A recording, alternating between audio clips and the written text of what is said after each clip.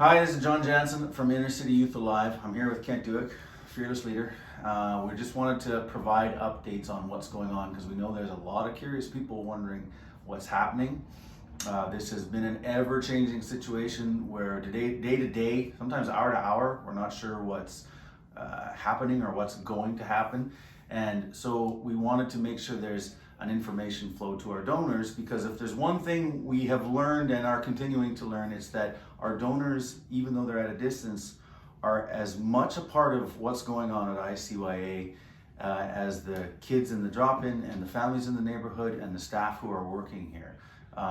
Truly, it's not a cliche around here when we say we are all in this together. So I wanted to ask Kent some questions about the lay of the land, what's happening right now, and what's going to be happening going forward. So, Kent, what's happening details-wise with the kids in the drop-in and the families in the community? What's going on? So we have we've closed our programs, and so that means our official programs are closed. But since all of our programs are predicated on the idea of relationship, the relationships are still there. So now we're trying to carefully and creatively reach out to kids. And so in this last week, we've been laying out a critical path for now, right? So right now, it's about kind of connecting with those kids that are most vulnerable. So there's a list of kids that we know that they're maybe isolated, but their home situation is not great.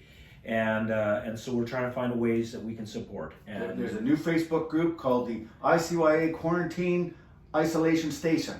That's it. Yeah. So we're trying to use social media to do those connections. And so when we talk to some of our staff that are working with folks in the community that battle addiction, they tell us that some people that are on the meth literally don't know this is on, because their addiction, their lifestyle is driving them to, they're just that obsessed about that one thing. And so that's a challenge. And so how do we live out hope for folks that are battling that addiction? So we're trying to do that, and we're trying to do that again carefully and creatively. How about in the medium to long term, the plan going forward, because nobody knows how long this is going to be. So how are we dealing with that? Well, our values are kind of focused on the medium term, because it's difficult to project on a long term. But we're taking a short view right now, and that is we're having to reset things, reset the whole organization and how we function. And so we're laying this ground, this bedrock for communicating with staff or communicating with youth in the community. And so right now we're saying we want to be still engaged in the community. Now it could be in the long term we get news that the government wants us to step it back and completely isolate. We're planning to comply. How does it look in regard to essential services?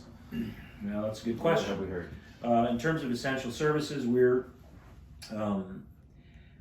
we really have to examine where we're offering essential services and where we're not. So where homes are relative stability, then we don't want to sort of foist ourselves upon that family. We want them to be able to do their thing and even maybe grow as a family. But in cases where we see that kids that are battling mental health, this is not helping them. This is very hard for kids that are dealing with mental health issues. People that are suicidal, very difficult time, right? And so by not being in school, the needs actually increase. Exactly, yeah. So many of the kids, they're out of school, and so they maybe had a meals program while they were in school, and now that's gone. And so we're trying to think of ways, and that's one of the things that we want to act on, is to get a meals program going. By next week, we want to be rolling with a kind of a bag lunch or snack pack kind of an approach for kids that need that. And so we're already putting that out to kids and saying, if any of you guys are hungry, we're gonna have be able to meet some needs in that way. So that's another way we're trying to, live out hope. Okay, what would you say specifically to donors who are distant but interested and watching carefully, wondering, in a very real way, they are involved in the life here? What do they need to know about their involvement in the days to come? Yeah, to be really candid, right now, I'm just thinking a lot about stewardship, and I want to make sure that whatever we do makes sense So we've reined in every possible thing we can in terms of spending, and of course we're watching. We're concerned that basically an invitation to walk with us in this. So, and I recognize the weight of that. Our staff, we have these conversations when you're walking in the community, working with families. You expose yourself to a certain amount of risk. So, I would say it's like an invitation for our supporters and donors to please stay engaged. I recognize there's a risk you would be taking in that, but please stay with us on this. We see this as a partnership, and I'll say this too. We spend time praying for our donors every day, and so I'm getting prayer requests from donors, and so I would again pitch that. How can we pray for you in your business, in your family situation? Let us know. We're partnered with our donors. We see them as key and vital, and so stay with us. And we want to stay with you and support you in whatever stress you're under right now. And together, let's remain hopeful. Yeah.